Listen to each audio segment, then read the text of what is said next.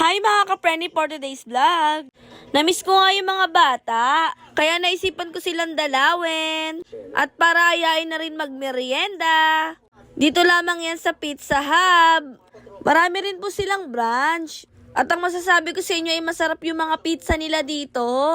At ayan, dumating na nga yung order namin. At mukhang nahiya pa yung mga bata sa akin. Paano? Bihira lang kasi nila makita ang tita. At grabe, natutuwa nga ako dito sa pamangkin kong isa. Paano ba naman kasi kaya niya nang kumain mag-isa? Hindi niya na kailangan subuan. Napaka-independent na bata. Sa kanya ko nga ipinokus yung aking camera kasi nga tuwang-tuwa talaga ako sa kanya. At siya talaga yung pinaka-favorite kong pamangkin. At ayun, tuwang-tuwa rin yung isang tita niya sa kanya, oh. O, kita niyo naman may sinusubuan pa yung isang tita. At grabe, sobrang namiss ko tong mga kiddos na to.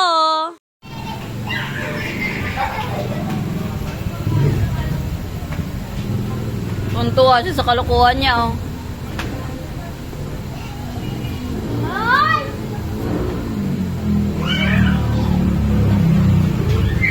Bia, wag dyan, Bia.